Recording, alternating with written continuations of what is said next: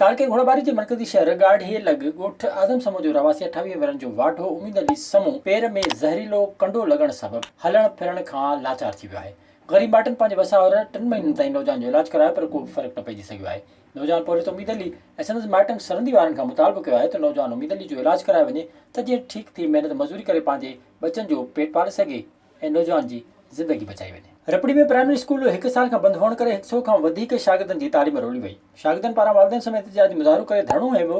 रपड़ी जो government primary school मंगड़ी जा गुज़िरियल 1 साल खां उस्ताद मुक़ररु न थियण करे बंदि पियल आहे, जंहिं करे 100 खां वधीक शागिर्दनि जी तालीम रोली वई आहे।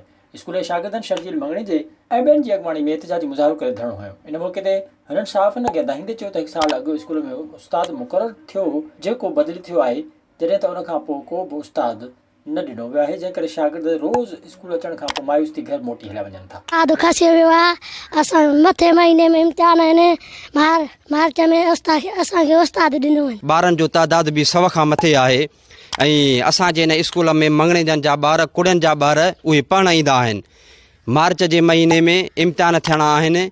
असां वस वारनि खे इहा ई गुज़ारिश था कयूं त उस्ताद ॾिनो वञे तां त असांजे इन्हनि शागिर्दनि जो मुस्तक़बिल जो इम्तिहान पोइ हिते न हलियो वञे, साल पोइ हिते न हलियो वञे। ख़ुदा कयूं त असांखे उस्ताद ॾिनो वञे ऐं हिन स्कूल जो मार्च में इम्तिहान आहे ऐं मार्च में इम्तिहान थींदो त इंशाअल्लाह उस्ताद हूंदो त इम्तिहान बि थींदो, जे उस्ताद न हूंदो त इहो इम्तिहान बि न थींदो। हिन मुताबिक़ त फौरी तौर ते उस्ताद मुक़ररु करे ॿारनि जी तालीम बचाई वञे। गढ़ी यासीन जे गवर्नमेंट बॉयज़ उर्दू स्कूल जी 70 साल पुराणी तारीख़ी इमारत भूत बंगलो बणिजी वई। इंतज़ामिया पारां को बि नोटिस न वठण करे केतिरनि ई सालनि खां स्कूल बंदि हुअण सबबि ॿारनि जी तालीम तबाह थी वई आहे। गढ़ी यासीन जे हिन तारीख़ी स्कूल में नाले वारा सियासतदान आलम ऐं फाज़िल बदर आलम, आगा सदरुद्दीन खान दुरानी, कानूनदान AK बरोई, अली मदबरोई, कलीमुल्लाह मेमण समेत वॾियुनि शख़्सियतुनि तालीम पढ़ाई। तालीम खाते वारनि जी अदम दिलचस्पी सबबि हिन शहर ऐं शहर जे शागिर्दनि सां माटेरी मावारो सुलूक कयो वियो आहे।